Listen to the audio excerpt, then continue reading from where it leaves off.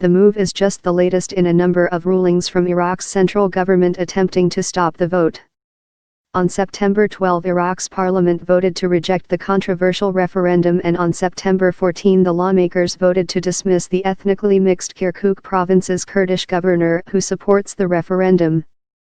Despite strong opposition from Baghdad, regional leaders, and the United States, a key ally of Iraq's Kurds, Kurdish officials have continued to pledge the vote will be held. It is not immediately clear if the local government in the semi-autonomous Kurdish region would abide by Monday's court ruling.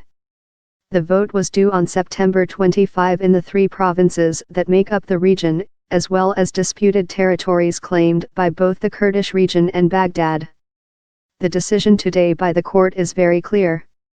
We hope our Kurdish brothers see the truth of this decision, Salah Alwan, advisor to the chairman of Iraq's parliament in Baghdad, said Monday. It is clearly the chairman's position that Iraq stay an undivided, single country. Haydar Mallah, a Shiite parliamentarian in Baghdad, said regardless of whether it is carried out, he doesn't believe the vote will hold strong significance. Internal rejection, regional, international rejection, I think the picture is very clear that this referendum cannot do much, he explained. Iraqi Prime Minister Haider al-Abadi told the Associated Press in an exclusive interview on Saturday that Iraq is prepared to intervene militarily if the Kurdish region's referendum results in violence. If the Iraqi population is threatened by the use of force outside the law, then we will intervene militarily, al-Abadi said. The Kurdish region has repeatedly ignored calls from Baghdad that the vote is unconstitutional. The leaders of the Iraqi Kurdish region have said they hope the referendum will push Baghdad to come to the negotiating table and pave the way for independence. However, al-Abadi said such negotiations would likely be complicated by the referendum vote.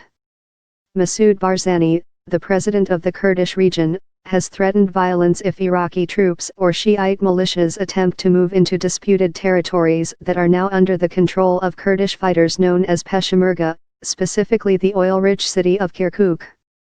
After the 2003 invasion ousted Saddam, the region secured constitutional recognition of its autonomy, but remained part of the Iraqi state.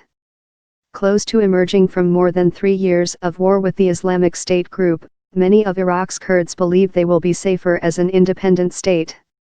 As Kurdish individuals, we all want to have our own state, have our own flag in the United Nations just like any other nation, since we are 40 million Kurds and have no state of our own, said Jamal Osman, a local merchant in Makamor, one of the disputed territories where the vote is scheduled to take place. In related developments on Monday, Turkey's military said it kicked off a previously unannounced drill near its border with Iraq, a clear show of force ahead of the Iraqi Kurdish vote. The exercises started Monday near the town of Silopi, close to the Khyber border gate between Turkey and the Iraqi Kurdish region. Turkey has a large Kurdish minority and is battling Kurdish insurgents. It's opposed to the Iraqi Kurdish moves for independence and has also urged Iraqi Kurdish leaders to cancel the vote. The military did not provide details on the drill. Associated Press writers Sam McNeil in Baghdad and Susan Fraser in Ankara, Turkey, contributed to this report.